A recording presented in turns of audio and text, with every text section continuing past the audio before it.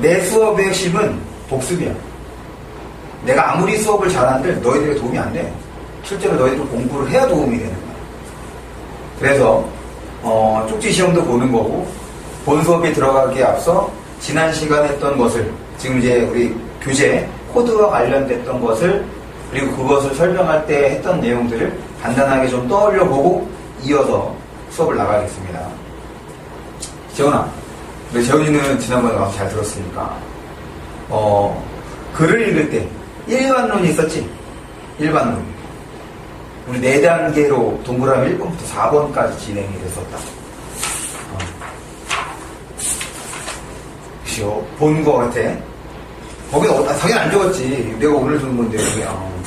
첫 번째, 어떻게 우리가 글을 읽기로 했었지? 끊어. 그렇지. 끊어 읽는다는 얘기는 무엇을 파악하는 거였어? 서술어, 문장. 주어와 서술어를 구분하는 거. 거기에서부터 끊어 읽기를 한다. 끊어 읽기를 하는 이유는 간단합니다. 유진아, 점점 지문이 길어지고 있어. 네 지금 많이 긴 상태야. 그러면은 이 지문만 길어진 것이 아니라 뭐로 길어지냐면 문장도 길어집니다. 그러니까 문장을 제대로 처리하지 못하면 글의 내용을 이해할 수가 없어. 그 방편으로서 처음에 끊어 읽는다. 그럼 두 번째는 표시함에. 그렇지. 표시함에 있는 건 2가지의 효과가 있습니다. 하나는 표시할 때 한 번에 표시할 수 있다고 그랬어? 읽고 난 다음에 표시를 하는 거거든. 그러니까 한 번에 표시가 안 돼. 그러면 최소한 한 번 더 보게 되는 거지. 그러면 내가 표시한 부분에 대해서 또 눈이 갈 거란 말이야. 기억이 잘 남습니다. 그 다음에 두 번째는 혹시라도 문제에서 요구했는데 정확하게 기억이 안 날 때, 다시 질문으로 돌아올 때 돌아와서 그 필요한 정보를 찾는 그 시간을 줄일 수가 있어. 그래서 표시하면서 있는데 우리는 총 4가지의 기호를 사용할 겁니다. 네모, 세모, 동그라미, 밑줄. 네모는 개념, 대상. 그 다음에 세모는 접속어. 그리고 동그라미는 시대나 사람 이름.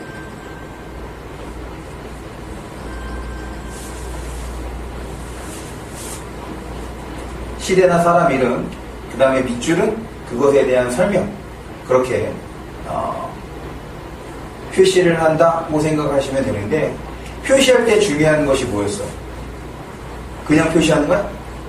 연관된 인용. 일단 표시하는 이유는 생각하기 위한 거야. 그러고 난 다음에 이제 3번째 단계에서 뭐라는 거야? 연결하며 있는 것이 표시한 것들에 대해서, 표시한 것들이 정보들이 되는 거야. 그래서 4번째 단계는 이렇게 연결하며 읽기 위해서는 어떻게 읽을 수밖에 없다? 꼼꼼히 천천히 읽을 수밖에 없다. 특히 우리가 주의해서 봐야 할 곳은 바로 첫 부분, 앞부분이라는 거예요. 그거를 이제 보지 않으면 글의 전반적인 구조, 어떻게 내용이 전개되는지를 정확하게 이해하기가 어렵다. 그래서 차를 대놓고 올게. 잠깐만. 지난번에 그 같음까지 설명을 했어? 다름부터 볼 거야. 어디 잠깐 보고 있어?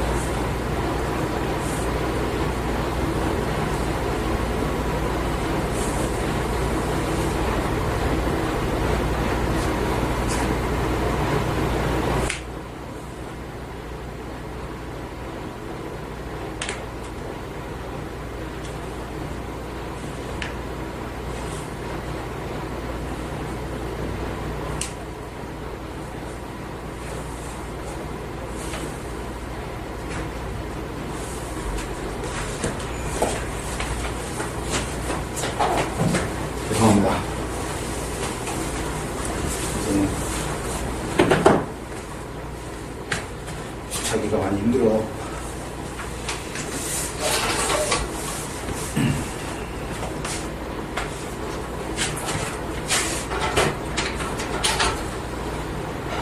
그래서 지금 연결하는 것이 같음, 다름, 상하, 반응. 그 중에서 우리가 같음까지 지난 시간에 본 거야. 그래서 우리 교재는 어디를 펴냐면 10쪽입니다. 발음.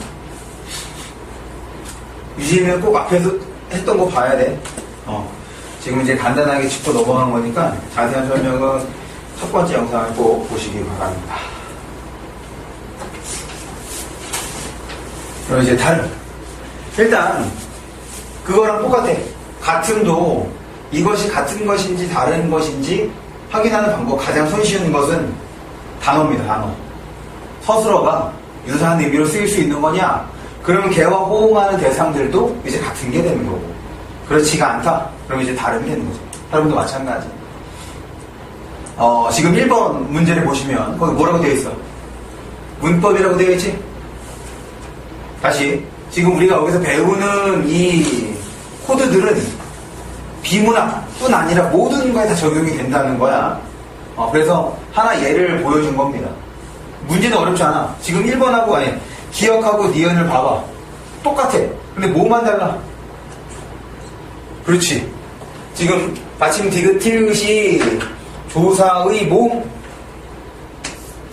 그리고 니은에서는 전미사의 모음 이렇게 되어 있으니까 요 표현이 다른 거란 말이야. 그래서 이거를 이제 문제를 풀면 되는데, 당연히 우리는 조사가 무엇인지 전미사가 무엇인지 아직 제대로 모르고 있잖아.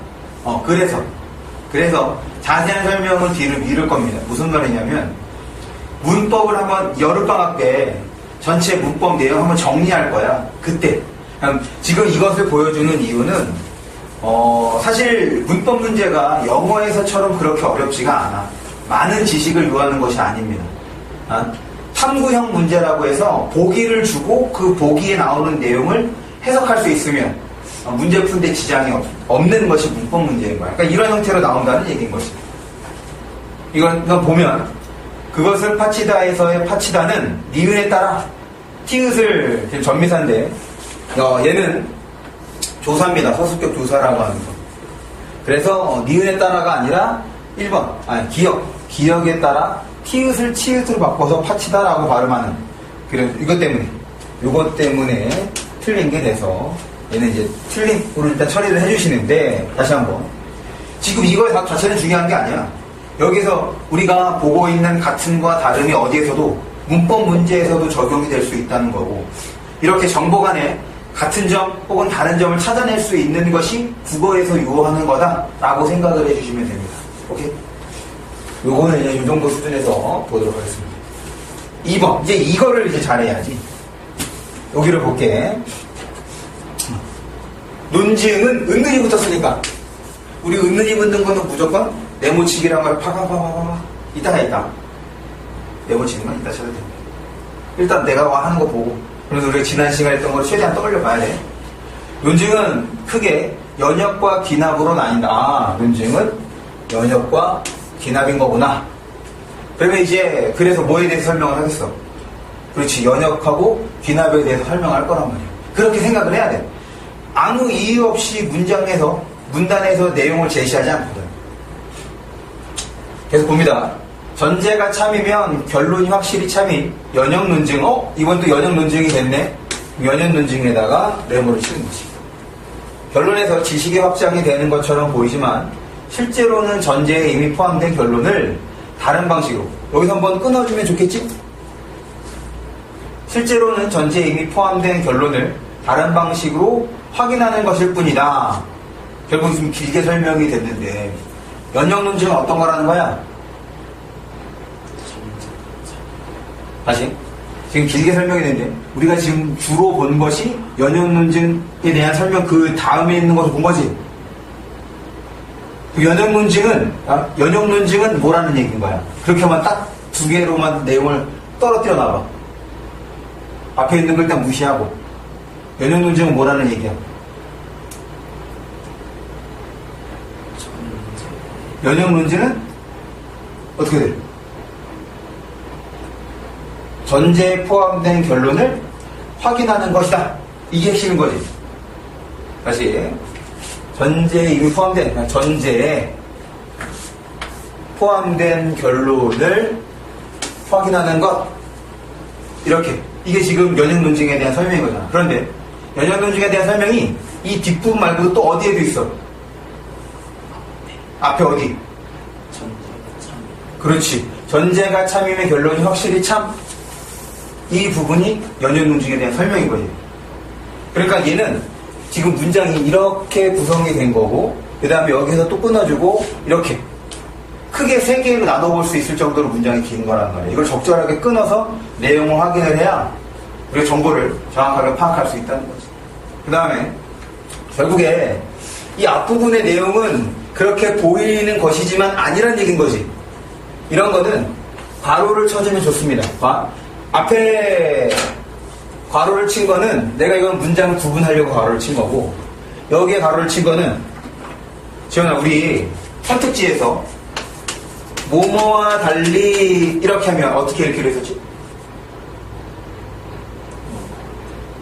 뭐뭐와 달리 이래서 복습이 필요한 거야. 알겠지?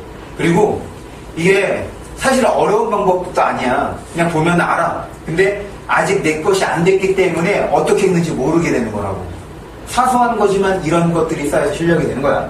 이런 거는 이제 가로를 치고 여기를 건너뛰고 그 다음 걸로 읽기로 했었던 거잖아. 예를 들어서 A는 B와 달리 예쁘다라고 하면 결국 얘는 내용이 두 개인 거였지. 어떻게? 일단은 A에 대한 내용이야. A에 대한 내용이 뭐가 돼? A는 B와 달리 예쁘다 이런 문장이면 A에 대한 내용은 뭐야? 그렇지, 예쁘다는 거야. 그 다음에 B와 달리는 B는 예쁘지 않다가 되는 거지. 이해했어? 그러니까 이렇게 두 가지 정보를 한 번에 처리하려고 하지 말고 하나씩 처리하는 것. 그래서 뭐뭐와 달리의 경우에는 얘를 가로를 치고 건너뛰자고 얘기했던 거란 말이야. 지금 얘도 유사하게 처리를 해주면 됩니다. 그럼 이 가로 속성이 연역 논증에 있는 거니 없는 거니? 없어야 되는 거잖아. 그렇지. 보이지만 그렇지 않다가 되는 거기 때문에. 이해했어? 그러니까 우리가 글을 잘 읽는 거는 여기에 있는 문장을 보고 내 나름대로 말로 바꿔보는 것도 상당히 좋은 방법이야. 근데 지금 아직 그게 잘 안 되는 거니까. 계속 봅니다. 반면 내가 세모를 치는 거는 주로 두 군데에다가 세모를 친다 그랬어. 하나는 역접. 역접이 뭐야? 내용이 반대가 되는 것이 역접이라고 하는 거지.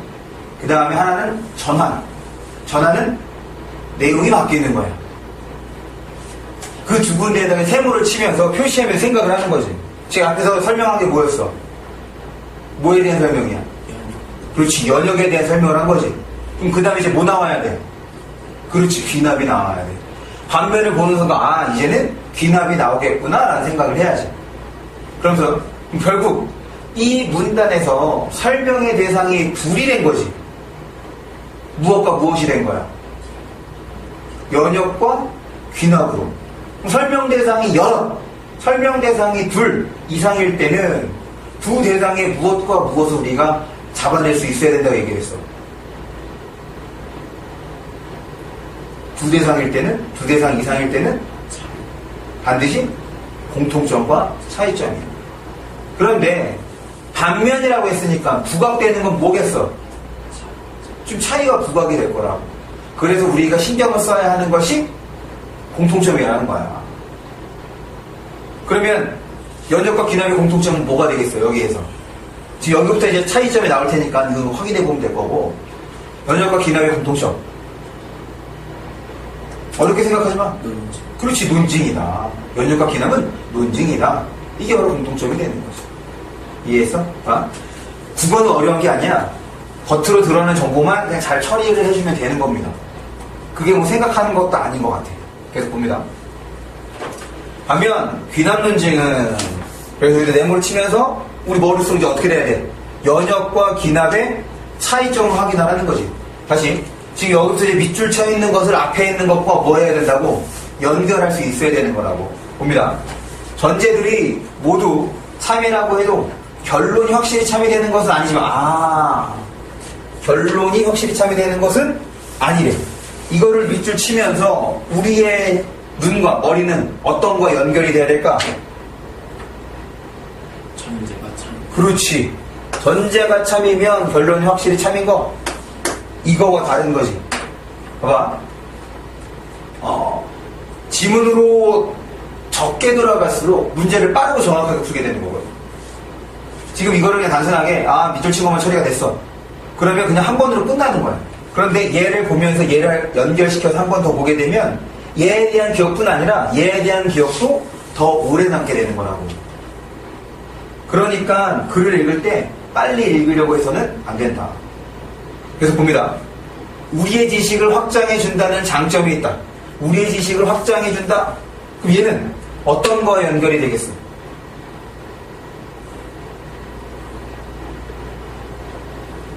확장되는 것처럼. 그렇지. 확장되는 것처럼 보이지만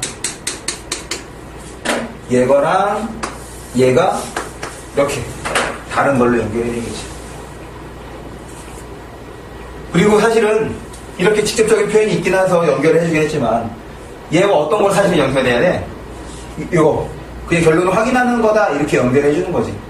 얘랑은 다른 거네, 반대가 되는 거네, 이렇게 연결을 해주면 되는 겁니다. 그럼 문제를 볼게. 전제가 참일 경우 결론이 확실히 참이 되는 연역 논증 여기까지 끊어서 생각해야지. 전제가 참일 경우 결론이 확실히 되는 참이 되는 연역 논증 여기까지 맞아 틀려? 맞지? 맞아. 귀남 논증과 달리 어떡하라고? 건너뛰라. 그럼 어떻게 읽어야 돼? 연역 논증은 결론에서 지식의 확장이 일어난다. 이렇게 읽는 거지. 다시. 연역 논증은 결론에서 지식의 확장이 일어나? 아니지. 뭐가 지식의 확장이 일어나는 거야? 지식의 확장은 뭐야? 귀납에서 일어나는 거잖아. 그럼 여기가 틀린 거지. 그럼 얘는 틀립니다. 봐봐. 과정을 봅시다. 지금 여기에 있는 선택지는 수능에 나온 선택지 몇 개를 내가 합친 거란 말이야. 그럴 때 여기에 귀납류에 대해서는 생각할 필요도 없어. 그냥 연역만 처리해니까 거기에서 답이 나온 거지.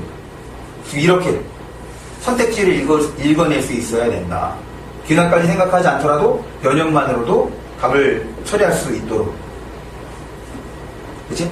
정리합니다.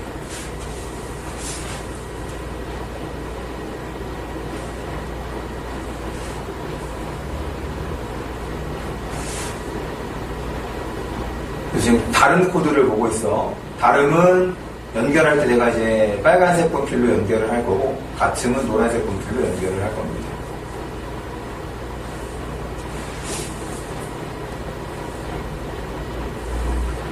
지금 이제 거기에 있는 문학은 우리가 문학 개념을 다 마치고 난 다음에 거기에 있는 걸 다시 볼 거야.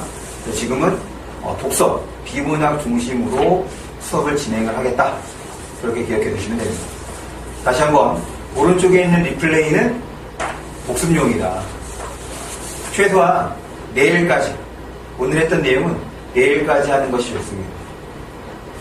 그 다음에 밑줄을 칠 때는 문장 단위로 밑줄을 치는 것이 아니라 핵심 어구 중심으로, 핵심 어구 단위로 밑줄을 쳐야 된다.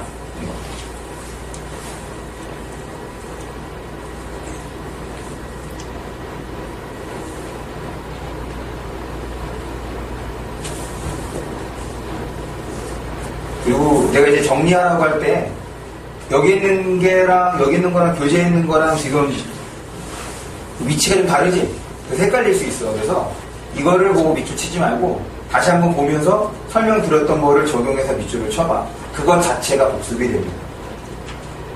넘어간다. 그래서 지금 다를 볼 거야. 이제 상하를 볼 겁니다.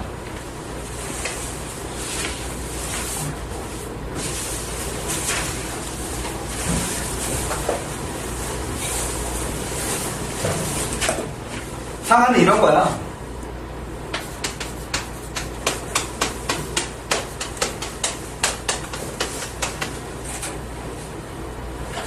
장님, 개다리, 진달래. 지금 꽃에 그 밑에 장미, 개나리, 진달래, 국화 이렇게 있는 거. 이게 위에 있으니까 상, 밑에 있으니까 하 이렇게 얘기를 하는 거거든. 그러면 기본적으로 상하관계다. 상하관계라고 하면 당연히 무엇과 무엇이 생길 수밖에 없어. 우리 조금 전에 봤던 논증 생각해볼까? 논증에는 무엇과 무엇이 있대? 그렇지. 연역과 기나리. 설명 대상이 둘이야. 그러면 우리가 공통점과 차이점 잡아야 된다 라고 얘기를 했던 거예요. 그러면 관계 단순하게 앞에서는 그냥 연역하고 기나 요것만 봤다면 상하관계는 이거 전체를 보는 거라고 생각을 해주면 돼. 그럼 상하관계 나타난다 그러면 기본적으로 무엇과 무엇이 있을 수밖에 없어. 같음과 다름이 있을 수밖에 없습니다. 그럴 때 논증에 해당하는 것이 바로 공통점, 같음이 되는 거지.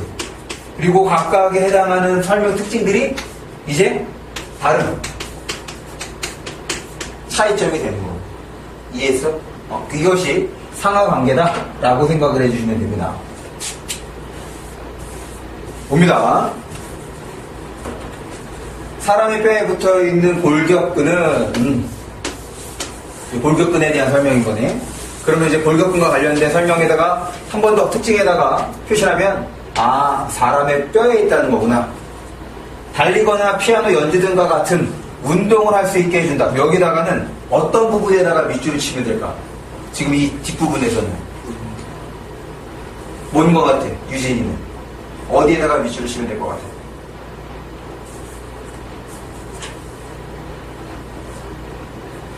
괜찮아? 틀리면 어때? 어디에다 밑줄 치면 될까? 이게 중요한 거야. 왜냐면 나는 어디에 밑줄 치지 않아. 너가 입구에서 문제를 풀어야 되는 거잖아. 내가 밑줄 친 것만 보고 따라하면 의미가 없다니까? 맞든 틀리든 해봐야 돼. 내가 요구하는 건 그거야. 국어에서 그렇게 생각하기 시작하면 된다는 거. 그런데 대답을 안 하면 이건 생각이 멈추게 되는 거야. 상관없어. 선생님 저는 왠지 같으니 끌리는데 여기서 치면 어때? 여기서 칠 거야? 알겠습니다. 이건 내 생각이잖아. 어디다 밑줄 칠 거야? 다시? 달리게 해준다? 어디? 운동. 왜 운동에다가 밑줄 쳤어? 괜찮아.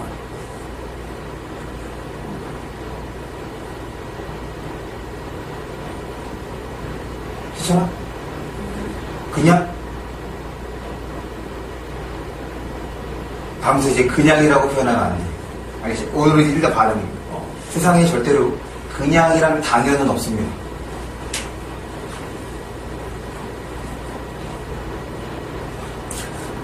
왜 운동에다 밑줄 쳤어?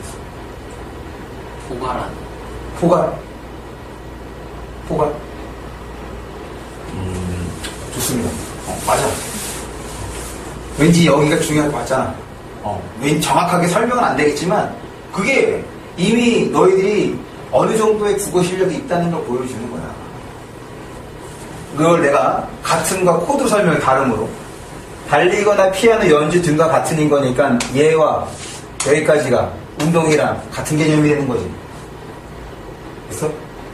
그러면서 재훈이가 얘기했던 것처럼 포괄한데, 그럼 움직일 수 있는 거는 달리거나 피아노 연주뿐 아니라 다른 것도 있을 수 있잖아. 걷는 것도 되고 눕는 것도 되고, 그런 것들을 다 뭐가 한다?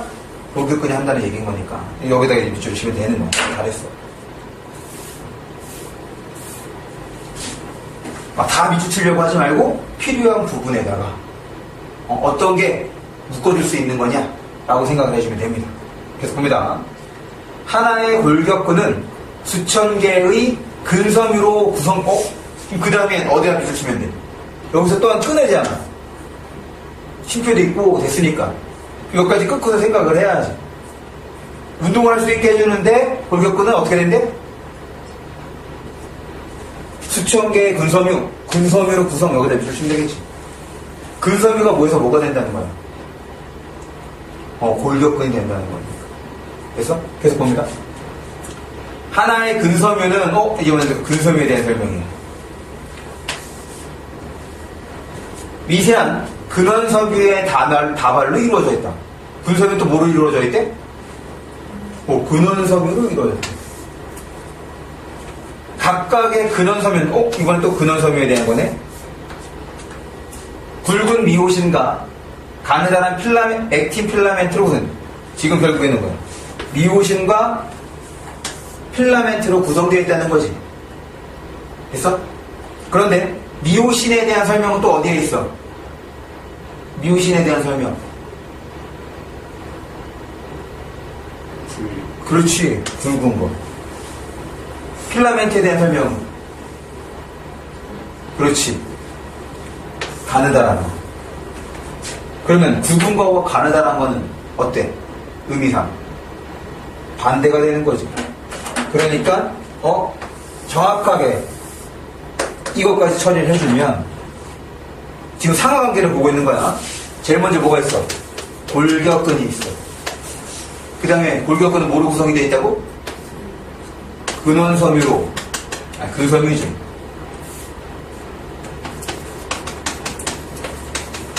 근섬유는 다시 뭐로? 근원섬유지. 근원섬유 다시 뭐로? 미오신과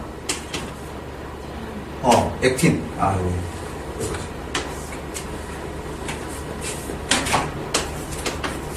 액틴 필라멘트로 구성이 된다는 얘기인 거지.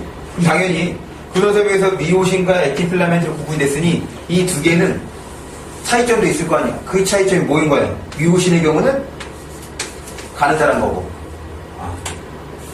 굵은 거고, 액틴 필라멘트는 가느다란 거. 이렇게 정보를 처리해 주는 거. 그럼 물어볼게.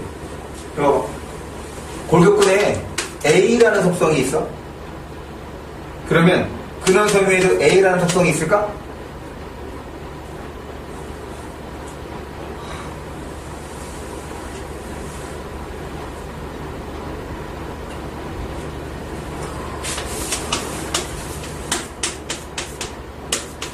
장미, 개나리, 진달래, 국화.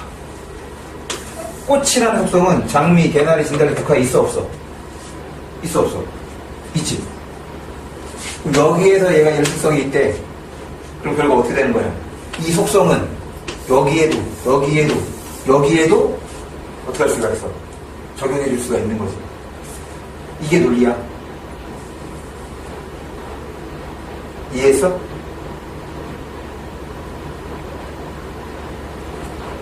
문제로 봅니다. 하나의 근섬유는 미오신과 액틴 필라멘트로 이루어져 있으며 맞아 틀려.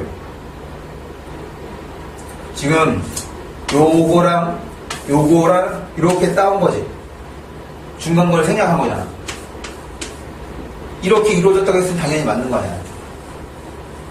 그러니까 애들이 지금 3학년 되면은 괜찮지만 1, 2학년 때는 이것 때문에 고민해. 왜? 지금 여기에 그런 직접적인 정보가 있어 없어? 직접적인 문장이 없단 말이야. 그러니까 이거를 맞는 걸로 생각해야 되면 틀린 걸 생각하는지 애들 고민한다. 국어가 어려운 거 딴 게 어려운 게 아니야. 선택지에 나오는 내용을 저대로 처리해 줄 수 있느냐. 그럴 때 이제 필요한 것이 사고라는 거지. 그 다음 앞에까지 맞네. 이 근섬유들이 모여 어디 오나요? 근섬유들이 모여 근원섬유가 만들어진다. 맞아 틀려? 틀리지. 뭐가 어떻게 돼야 돼? 순서가 바뀌어야 되는 거지. 근원섬유가 모여서 근섬유가 되는 거 아니에요. 얘는 뒤에가 틀린 겁니다. 이제 틀림으로 처리를 해주는 겁니다.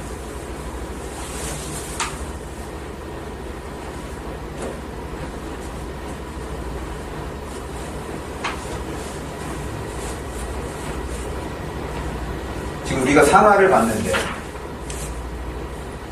상하에는 반드시 무엇과 무엇이 있을 수밖에 없다? 같음과 다름이 있을 수밖에 없다. 상하에는 같음과 다름이 있을 수밖에 없다는 거 꼭 기억해 둡니다.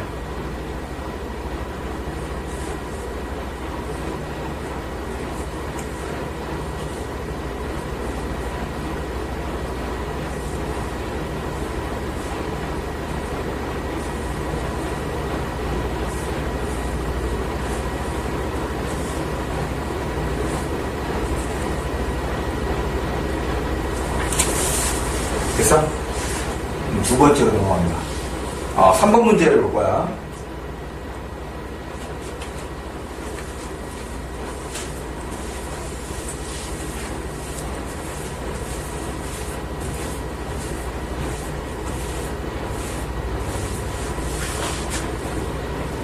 유진이 국어공책 준비해야 돼?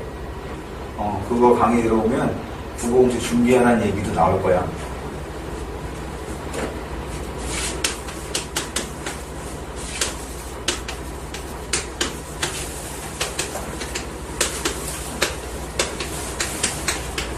도표와 그래프를 보는 거.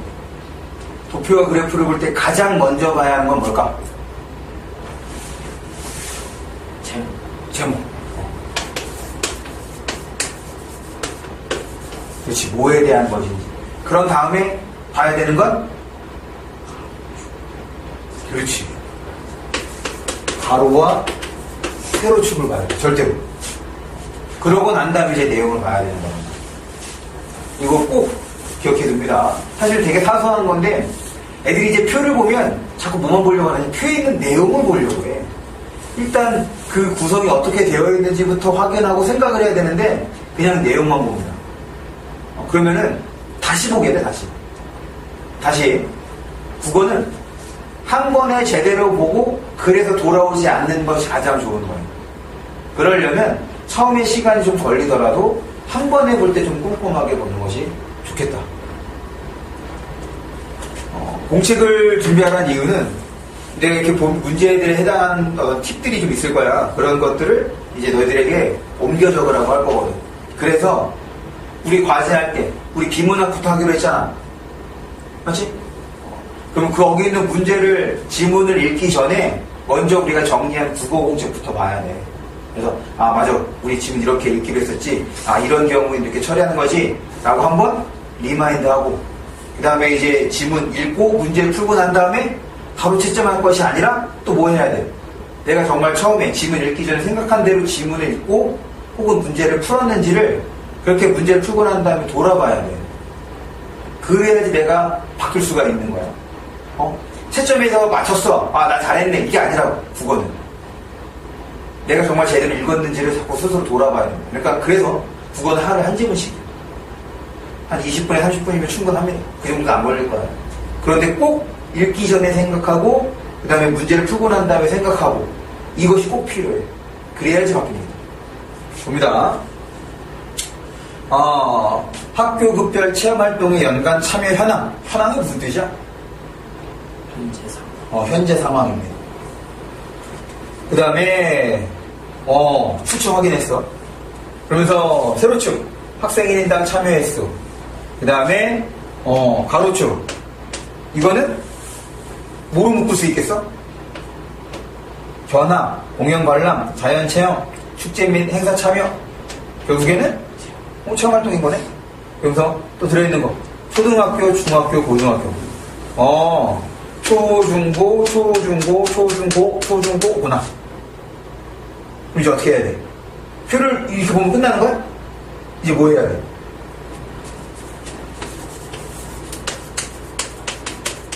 종합할 것.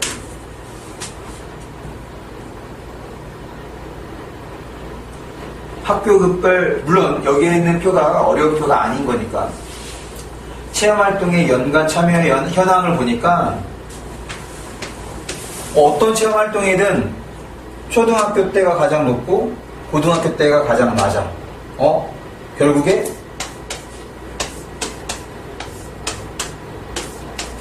이렇게 되고 있네.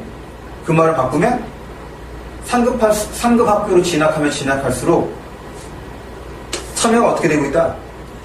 줄고 있다. 이렇게 정리를 해주는 것이 필요해요. 지금 요 3번 문제가 뭐라고 되어 있어? 장문이라고 되어 있네. 장문도 그렇고 화법도 그렇고 이렇게 그래프가 들어있는 거를 자주 보게 될 겁니다. 얘를 마치 뭐처럼 처리해야 돼? 글처럼 처리해야 돼. 그냥 이대로 보고 그냥 가로축, 세로축 확인하고 제목 확인하고 그냥 그러고 난 다음에 바로 선택지 들어가서 보면 계속 왔다 갔다 해. 이거는 시간을 잡아. 그 문제는 어려운 문제가 아니야. 맞출 거라고. 그런데 시간을 잡아먹게 돼. 근데 얘는 처음에 이거를 보고선 한번 생각해서 이 내용을 종합하면 선택지를 왔다 갔다 하지 않습니다. 그거 자체가 시간을 절약할 수 있는 거예요. 그냥 안 되더라도 자꾸 생각해보려 해야 됩니다. 그 문제를 보면. 학급이 높아질수록 체험활동 연간 참여 횟수가 증가한, 무슨 소리야? 여기가 틀렸네? 이렇게. 문제는 어렵지 않아. 과정이 중요한 과정. 표를 봤을 때 어떻게 처리할 것인가. 지금은 표를 하나밖에 안 봤지만 표가 하나만 나오지 않거든.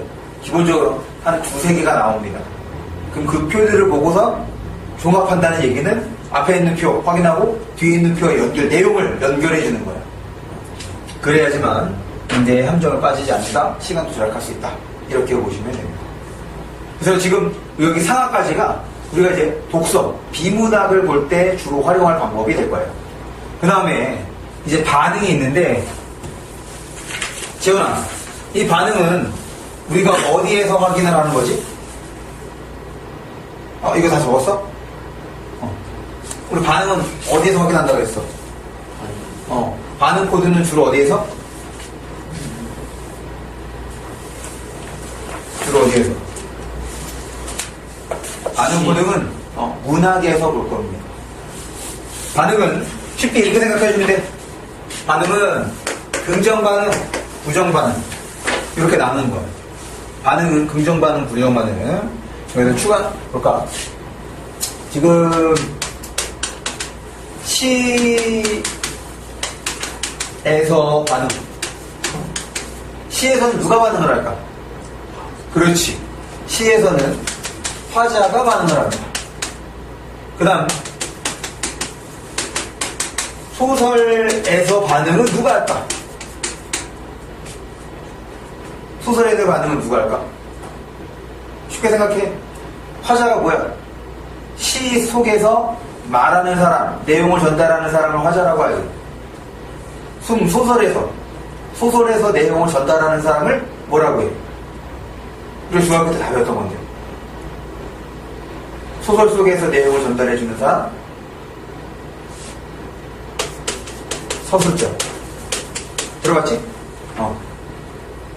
서술자가 자신의 이야기를 하면 1인칭 시점이 되는 거잖아. 다른 사람의 이야기를 하면 3인칭이 되는 거고.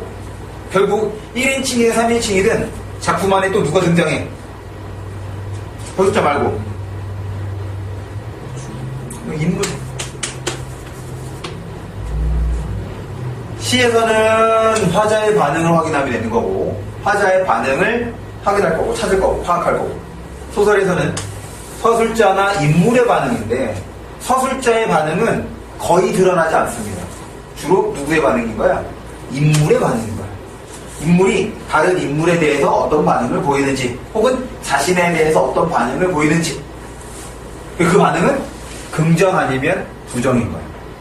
그래서 봅니다. 이거는 이제 소설을 볼 때 다시 한번 설명을 할 건데, 지금 이제 이번 문제가 소설에 대한 거니까, 소설은 읽을 때 일단 인물이 나오면 그 인물에다가 무조건 동그라미를 쳐. 인물 확인부터 시작인 거야. 젊은이는 사내가 이렇게 되는 거지. 다 사람이잖아. 인물에다가 무조건 동그라미 칩니다. 소설을 볼 때. 젊은이는 사내가 새를 사주지 않는 데 대한 원망의 기색은 손톱만큼도 나타내지 않았다. 젊은이는 될수록 사내가 난처해질 소리들만 골라서 그를 괴롭게, 사내가 난처해질 만한 소리를 골라서 그를 괴롭게 몰아붙이는 것. 누가 하는 거야? 젊은이가 하는 거지. 맞지? 젊은이가 누구에게? 사내에게 하는 거야. 그럼 젊은이 사내는 어떻게 생각하는 거야? 좋게 생각해? 안 좋게 생각해? 긍정이야, 부정이야? 생각해봐. 괴롭게 몰아붙이는 거야. 그럼 뭐가 되는 거야? 그렇지, 부정이 되는 거지. 지금 젊은이가 사내에 대해서 어떤 반응을? 부정의 반응을 보이고 있다. 그럼 부정의 반응을 보인다? 이 포인트가 되는 부분이 그를 괴롭게 몰아붙이는 것. 이것 때문에 젊은이 사내에 대한 반응이 부정적이구나 라고 우리가 판단할 수 있는 거지. 이렇게 보는 겁니다. 이거는 어디에도 똑같아? 시도 똑같아. 반응을 해서 어려운 게 아니야. 상당히 쉬운 거야. 그 표현을 통해서 긍정인지 부정인지를 결국에 뭐 하는 거야? 생각하는 거지. 문제를 봅니다. 젊은이는 사내와의 오해를 풀고 심리적 거리를 좁히기 위한 노력을 하고 있다. 봐봐. 오해를 푸는 거 좋은 거야, 안 좋은 거야? 오해를 푸는 거 좋은 거지. 심리적 거리를 좁히는 거 좋은 거야, 안 좋은 거야? 우리 심리적 거리를 좁힌다. 이거와 같은 말이 온 거야. 심리적 거리가 멀다. 심리적 거리가 가깝다. 바로? 그렇지. 심리적 거리가 가깝다? 친근감입니다. 친근감은 좋은 거 안 좋은 거야? 그렇지, 좋은 거지. 노력을 하는 건 좋은 거 안 좋은 거야? 좋은 거지. 다 긍정의 반응이야. 그런데 우리 본문에서 젊은이는 어떤 반응을 보인 거야? 부정의 반응을 보인 거지. 그럼 맞아, 틀려? 그렇지. 이렇게 처리하는 거야. 다시 봐봐. 이게 문학하고 비문학하고의 차이야. 지금 우리가 앞에서 비문학 볼 때는 야, 이거 그렇게 생각해 볼 수 있는 거야? 확장해서 생각하지 않았지. 그냥 지문 안에 있는 단어 바꾼 거랑 이제 순서가 바뀐 거 이렇게만 따져본 거지. 지금 이거 확인한 것처럼 여기 전혀 이런 내용이 없어. 이런 내용이 없어서 틀렸다가 아니잖아. 무슨 말인지 알겠어? 지금 문학에서는 이게 조금 뭐랄까, 그럴 수 있는 것의 범위가 비문학보다 상당히 넓습니다. 그래서 문학 문제를 풀 때는 특히 틀린 거를 골라내야 돼. 정답을 찾겠다가 아니라 지문에 근거했을 때 얘는 틀린 거다. 얘는 틀릴 수도 있고 맞을 수도 있어. 그럼 일단 놔둬야 된다는 얘기인 거야. 문학은 무조건 틀린 거를 지어나가는 형태로 이렇게 접근해 주시면 됩니다. 뭐 특별하게 정리할 거 없지? 바로 넘어갈게. 그러면 넘깁니다. 빠지자. 4번을 봅니다. 4번. 지금 이번에는 시야. 시에서는 누구의 반응이라고? 시에서는 누구의 반응? 시에서는 화자의 반응인 거야. 봐봐. 연탄재 함부로 차지 마라. 차지 말해. 그럼 이제 물어볼게. 이 연탄재에 대해서는 화자가 긍정적으로 생각할까, 부정적으로 생각할까? 지금 이 문장만 보는 거야, 이거. 연탄재에 대해서. 그럼 이렇게 하고 다시 바꿔서. 화자가 지금 첫 번째 문장에서 부정하는 건 뭐야? 부정하는 건 차는 행위지.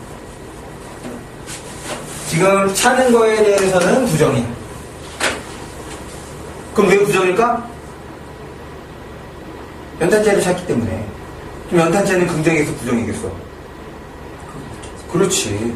만약에 연탄재가 부정이었으면 찬 거 말리지 않았을 거라고. 이렇게 생각해 주시면 됩니다. 연탄재에서는 긍정이 되는 거야. 너는 지금 이 차지 마라를 누구한테 말하는 거니? 너한테 얘기하는 거네? 그러면 물어볼게. 그럼 너는 화자가 긍정할까 부정할까? 왜 부정하? 그렇지, 차니까요. 지금 너가 연탄재를 찾기 때문에 나는 너에 대해서 뭐라고 찾지 말라고 얘기하고 있으니까 너에 대해서 지금 부정적으로 뭐라고 보고 있는 거지. 너는 누구에게 한 번이라도 뜨거운 사람이었느냐? 뜨거운 사람. 너는 뜨거운 사람이 아니라는 얘기지. 그럼 뜨거운 사람에 대해서는 긍정이야, 부정이야? 그렇지. 여기에 대해서는 긍정이야. 너는 뜨거운 사람이었느냐? 뜨거운 사람이 아니라는 얘기야. 그러면 뜨거운 사람과 같음으로 묶을 수 있는 건 뭐겠어? 뜨거운 사람과 같음으로 묶을 수 있는 거, 연결해 줄 수 있는 거. 같은 의미. 뭐가 되겠어? 이렇게 되는 겁니다. 유지 이렇게 되는지 이해가 돼? 그럼 여기서는 무엇과 무엇이 서로 대조가 되고 있는 거니? 무엇과 무엇이 지금 대조가 되고 있어? 그렇지, 연탄재랑? 그렇지, 연탄재랑 너가 대조가 되고 있는 것이. 왜? 무엇을 통해서 이렇게 판단할 수 있어? 무엇을 통해서? 화자의 반응을 통해서. 연탄재에 보이는 반응과 너에 대해서 보이는 화자의 반응이 어떻게 돼? 반대가 되는 거죠. 봐봐. 지금 우리 4번 문제를 통해서 뭘 확인하는 거냐면 반응을 확인한 거야. 그렇지? 그런데 이 반응 안에도 뭐가 있을 수 있다는 거야? 같음이 있고 다름이 있고. 지금 우리가 같음, 다름, 상하, 반응 이렇게 네 가지 코드를 보고 있는데 이 네 가지가 서로 독립적으로 개별적으로 나타나는 것이 아니라 이렇게 융합돼서 복합적으로 충분히 나타날 수 있다는 거야. 어떤 하나만 생각하지 말고 전체를 좀 생각해 볼 수 있어야 된다는 거. 그래서 우리가 배우는 이 방법은 단순하게 문학에만 혹은 독서 비문학에만 적용되는 것이 아니라 다 적용될 수 있다는 거. 그러니까 항상 머릿속에 연결하면서 봐야지 라는 생각이 있어요. 봅니다. 문제. 화자는 너가 지니고 있는 경솔한 태도를 지적하며 여기까지 끝나서. 그럼 경솔한 태도는 긍정이야 부정이야? 그렇지. 경솔한 태도는 지금 마이너스인 거지. 거기에 대해서 지적하고 있는 거, 부정적인 거 지적하고 있는 거 맞아 틀려? 맞지? 너에 대해서 부정적인 거 지적하고 있잖아. 맞아. 자신이 생각하는, 그럼 이때 자신은 누구를 말하는 거야? 화자는 거지. 화자가 생각하는 바람직한 삶의 모습 뭔데? 그렇지. 뜨거운 사람. 또 뭐야? 그렇지. 연탄재. 자신이 생각하는 바람직한 삶의 모습 연탄재와 같은 삶. 뜨거운 사람. 이렇게 되는 거죠. 제시하고 있다. 드러내고 있다. 맞아 틀려? 맞아. 이렇게. 이게 선택지를 판단하는 방법입니다.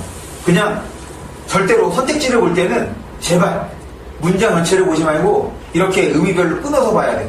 끊어서 지금 방금 뭐 했어? 위에 나온 내용하고 연결시켜봤지? 연결해서 맞는 거냐 틀린 거냐 이렇게 판단을 했단 말이야. 여러분들이 문제를 풀 때도 이렇게 접근을 하셔야 됩니다. 이것이 이제 훈련이 돼야 돼. 그래서 지금 우리가 같음, 다름, 상하, 그 다음에 반응까지 살펴봤습니다. 좀 넘어가면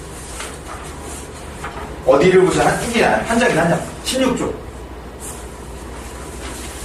16쪽에 보면 코드 X라고 되어 있지? 어디를 보냐면 한번 설명해줬나? 8쪽으로 봐봐. 8쪽. 8쪽은 뭐라고 되어 있어? 코드 T입니다. 그리고 지금 16쪽은 코드 S야. 뭘 의미할 것 같아? 코드 T는 티처입니다. 내가 이렇게 하는 거야 라고 보여주는 거야. 그럼 코드 S는 스튜던트, 너희들이 이제 하는 거야.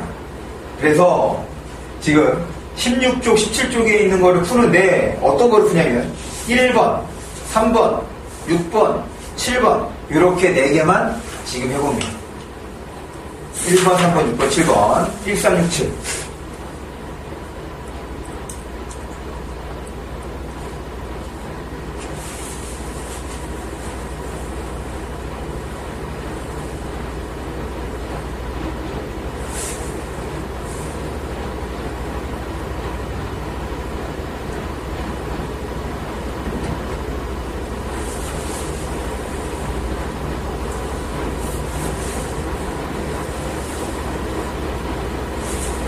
문제는 어렵지 않아. 문제를 푸는 것보다 스스로 밑줄을 치는 것이 중요한 겁니다.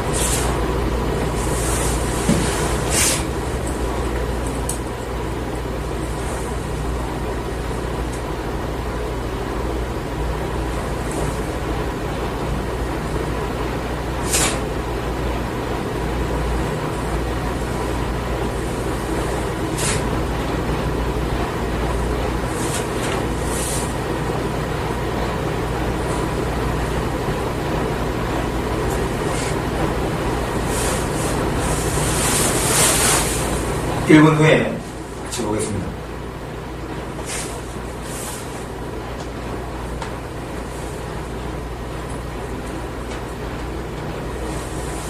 다 했네?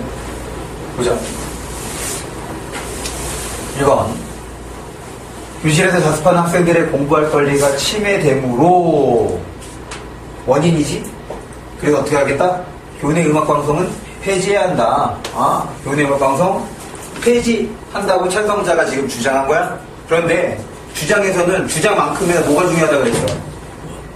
근거. 뒷받침해주는 근거. 그러면 여기서 폐지한다고 주장하는 근거는 뭐가 되는 거야? 그렇지. 공부할 권리가 침해. 이래서 지금 주장하고 있는 거지. 됐어. 반대자. 그럼 반대자니까, 찬성 나왔고 반대가 나왔으니까 얘 주장은 뭐였어? 얘 주장은 폐지하자는 거지. 그럼 반대자는? 그렇지. 폐지하지 말자. 바꾸면 유지하자가 되는 거지. 사실 얘는 당연히 찬성과 반대였기 때문에 얘네들의 주장은 당연히 다름이 되겠지. 그래서 이거는 중요한 거긴 하지만 우리가 굳이 연결할 필요는 없는 거야. 왜? 충분히 찬성 반대라는 표현을 통해서 주장이 서로 대립이 될 거다가 된 거니까. 그래서 뭐가 중요하게 돼? 근거가 중요하게 되는 거야. 봅니다. 교내 음악방송 폐지는 휴식 시간에 음악 감상을 하며 쉬고 싶어하는 학생들의 권리를 쉬고 싶어하는 여기는 침해하는. 지금 그 문제에서 내가 요구했던 건 뭐야? 요구했던 건 같음을 요구한 거지. 여기서는 지금 같음 권리가 침해가 된다. 이게 같은 거지. 그럼 어떤 게 또 다른 거야? 지금 근거에서 또 어떻게 다른 거야? 하나는 공부할 권리고 하나는 쉴 권리인 거잖아. 이렇게 얘네들은 다름이 되는 거야. 문제에서 요구하는 거는 같음이었지만 결국에는 같음인가 다름이 공존할 수밖에 없다라고 생각을 해주시면 됩니다. 이걸 왜 같음으로 잡았냐면 이것도 찬성과 반대이기 때문에 부각되는 건 뭐겠어? 그렇지, 다름이 부각되거든. 그래서 문제에서 찬성과 반대가 서로 동의하는 부분을 묻게 되면 애들이 어떻게 돼? 다시 지문으로 보게 돼. 그럼 이것만큼, 이거 문제가 어려서가 아니야. 이것만큼이나 뭐가 시간이 소모가 되는 거거든. 알겠지? 그래서 설명 대상이 여럿이다, 입장이 달라졌다, 무조건 한 가지만, 다른 것만 생각하지 마시고, 뭐도 생각하라고? 뭐도 생각하라고? 공통점, 같은 것도 생각해달라. 문제 봅니다. 반대자는, 가로치고 넘어가야겠네. 반대자는 학생들의 권리를 중요한 근거로 내세우며, 맞지? 자신의 주장을 정당화하고 있다. 맞네? 그럼 찬성자와 달리야. 찬성자도 어땠어? 학생들의 권리를 내세웠지? 그럼 여기가 틀린 거네. 그래서 얘는 틀린 거. 그치? 넘어갑니다. 그 다음 3번. 요 3번에서는 팁이 있습니다.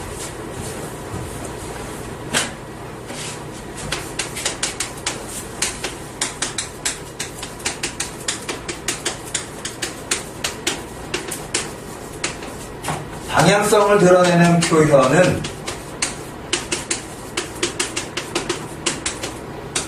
화살표를 활용합니다. 방향성을 드러내주는 것. 일단 보고 처리해볼게. 태양 중심부의 온도가 올라가 핵 융합 에너지가 늘어나면 압력이 상승한. 지금 여기서 말하고 싶은 건 뭘 말하고 싶은 거야? 그렇지. 우리가 문장을 끊어서 주어서로 생각하자고 했으니까 압력이 상승하는 거야. 그런데 다시 한번 봤더니 늘어나면 조건인 거지. 일종의 뭐인 거야? 원인이 되는 거 아니야. 지금 인과관계로 지금 이 문장이 구성이 된 거라 인과는 결과만큼이나 모두 중요하다고. 원인도 중요하다고. 그러면은 그것도 생각해야 돼. 압력이 상승한다. 뭐 때문에? 핵융합. 그렇지. 에너지가 늘어나면. 그런데 이 에너지가 또 뭐 때문에 늘어나는 거야? 온도가 올라가면 되는 거지. 이럴 때 이렇게 온도가 올라가면 에너지도 방향성 그럼 어떻게 해주면 돼? 그렇지 이렇게 해주면 되는 거지. 압력이 상승한다. 이런 식으로 처리를 해주면 우리가 더 기억이 잘 남습니다. 그냥 글자로 기억하는 것보다 온도가 올라가면 온도, 해결, 압력. 그럼 이거 무슨 관계가 돼? 비. 그렇지 비례 관계. 그래서 이때 방향성은 비례 관계가 됩니다. 비례 관계는 화살표를 표시해주면 보다 잘 기억에 남는다.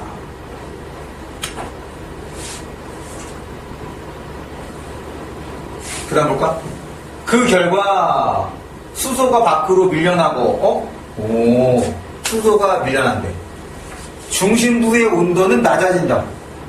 온도는 낮아진다. 밀려나고 온도가 낮아진대.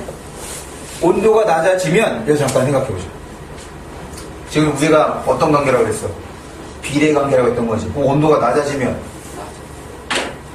여기 보지 않고도 에너지가 줄어들 수 있고 그 다음에 압력이 줄어들 수 있겠네 이렇게 돼. 무슨 말이냐면 친절한 글과 친절하지 않은 글, 그 다음에 쉬운 글과 어려운 글의 차이는 이런 겁니다. 만약에 이것이 3학년 지문이라고 한다면, 물론 3학년 지문이야. 문제를 어렵게 낸다면 이 뒷부분을 빼는 거야. 맞지? 뒷부분을 빼고 이 뒷부분에 대한 걸 뭘로 집어넣어? 선택지로 집어넣습니다. 그럼 어떻게 해야 돼? 이거 추론해내야 돼. 이거 비례관계다 잡고 이렇게 추론할 수 있어야 돼. 이게 어려운 지문이고 이게 어려운 문제. 다른 게 어려운 게 아니야. 생각할 거리 어떻게 한 거야? 만들어주는 거야. 생각하지 않아도 될 것들을 빼는 거지. 먼저 읽어볼게. 온도가 낮아지면 핵융합 에너지가 줄어들게 되고 압력이 떨어진다. 그럼 여기에서는 방향이 반대가 되는 거야. 온도가 낮아집니다.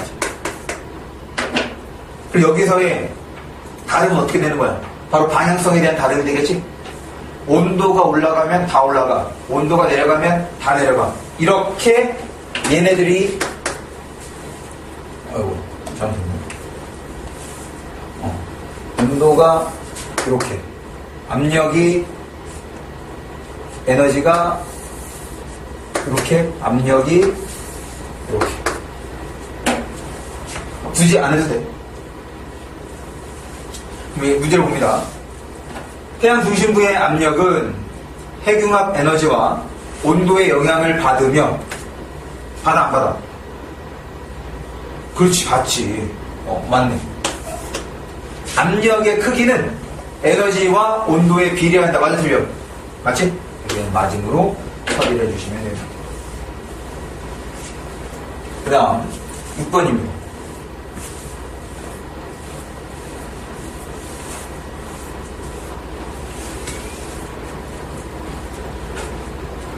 단백질 합성에 필요한 아미노산 중 체내에서 합성할 수 없어 필요량을 스스로 충족할 수 없는 것을 필수 아미노산이라고 한다. 뭐뭐라고 한다. 뭐에 대해 설명하고 있는 거야? 필수 아미노산에 대해 설명하고 있는 거네. 여기다가 네모를 쳐주고 다시 한번 문장 확인해야지. 문제 보면 필수 아미노산과 관련되는 설명들에다가 밑줄을 치면 어디에다 밑줄 칠 수 있어? 이렇게 합성 중 합성할 수 없어 스스로 충족할 수 없는 것. 이것이 필수 아미노산에 대한 설명입니다. 그 다음에 제한 아미노산이야. 은근히 붙었으니까 네모를 쳤어. 그러면서 생각해야지. 뭘 생각할까? 이번에는 뭘 생각해? 지금 앞에서 무슨 내용 나왔어? 필수 아미노산 다르지. 근데 지금 한 문단에서 앞에서 필수 아미노산 다른데 바로 뭐가 나타났어? 제한 아미노산이 나왔으니까 머릿속으로 어떻게 돼야 돼? 일단 용어 자체가 달라진 거잖아. 그러면 다른 거라고 생각을 하고 이 둘의 공통점과 차이점을 잡아야 되는구나 라고 생각을 해야 된단 말이야. 단순하게 이번엔 제한 아미노산에 대해 설명하구나 이렇게 끝나면 안 된다고. 무슨 말인지 알겠어? 봅니다.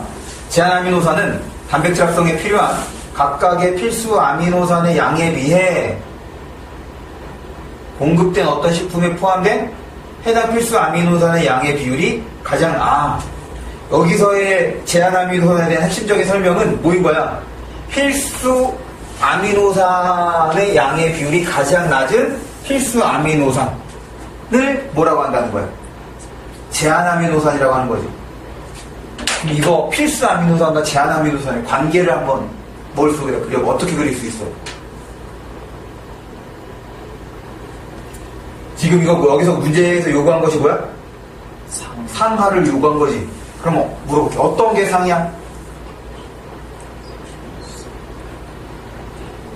필수. 그렇지. 여기서는 필수 아미노산.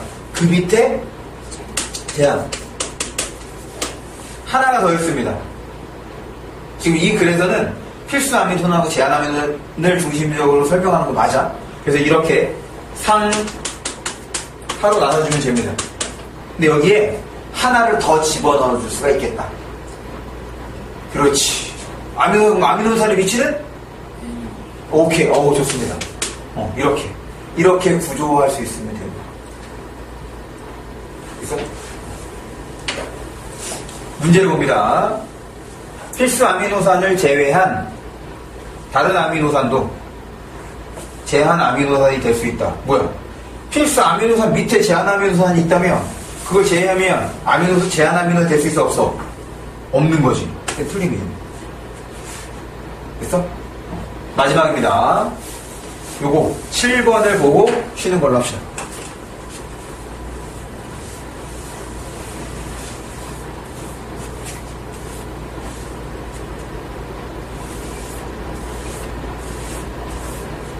반응이었어. 여기서 지금 주어가 없으면 누구라고 생각하라고? 다시 이거 하나 더 생각해볼까? 우리가 시를 볼 때는 어떻게 보기로 했겠지? 제일 먼저 뭐부터? 제일 먼저 제목 보고 그 다음에 읽을 때는 행 단위로 보지 않고 뭐 단위로? 문장 단위로. 그럼 문장 단위로 본다는 얘기는 뭐 중심으로 본다고? 서술어 중심으로. 그렇게 해서 여기서 끊는 거지. 왜? 서성거리다가 서술어로 쓰일 수 있으니까. 진종 나룻가에 서성거리다. 그럴 때 이제 주어가 없어. 주어가 없을 때 누구라고 생각하라고? 그렇지. 화자가 서성거리는 거야. 행인의 손을 쥐면 당연히 누가 쥐는 거겠어? 화자가 쥐는 거지. 따뜻하리라 라고 화자가 생각하는 거지? 따뜻한 거 좋은 거야, 안 좋은 거야? 좋은 거야. 그럼 이 따뜻한 거 뭐가 따뜻한 거야? 행인의 손이 따뜻한 거지. 그럼 행인에 대해서는 긍정이야, 부정이야? 그렇지, 긍정이지. 요 따뜻하리라 라는 표현을 통해서 행인에 대해서 화자가 긍정적으로 생각하고 있구나 라고 우리가 짐작할 수 있는 거지. 문제를 봅니다. 화자는 낯선 행인에게서 친근감, 아까 친근감 긍정이야, 부정이야? 긍정. 기대하고 있다. 맞아, 틀려? 맞아. 이렇게 처리를 해주시면 됩니다. 오케이? 그럼 지금까지 한 내용들 정리를 하면 우리가 이제 지난 시간에 같은 코드를 봤어. 그리고 이번 시간에 다른과 상하와 반응을 봤습니다. 이제 반응은 이제 끝이야. 반응은 그 문학 개념어를 다 하고 나면 그때 다시 이후 교재로 돌아와서 그것까지 확인을 할 겁니다. 그럼 이제 앞으로는 뭐 중심으로? 같은, 다른, 상하 요 세 개의 코드를 중심으로 볼 거다. 그렇게 생각해 주시면 됩니다. 그러면 한 장 더 넘겨봐. 이거 추가 과제입니다. 18쪽, 19쪽을 보시면 파트 2가 나오지? 여기도 이제 코드 S에 해당하는 거라 여러분들이 해오시면 돼요. 다음부터는 이제 문단으로, 다음 시간부터는 문단으로 넘어가겠습니다. 그래서 18쪽과 19쪽에서 어떤 거를 해오시느냐? 2번, 4번, 7번, 8번 이렇게 4개. 2번, 4번, 7번, 8번 이렇게 4개를 해오시면 됩니다. 이것뿐 아니라 모두 하고 리플레이, 복습도 하셔야 됩니다. 그리고 국어공책 정리도 좀 해야 돼.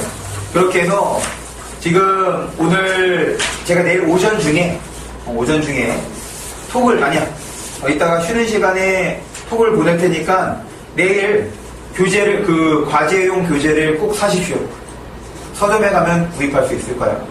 사서 내가 이제 그 톡으로 보내줄 테니까 그거에 맞춰서 해오시면 됩니다. 쉬었다가 9시부터 이어서 진행하겠습니다.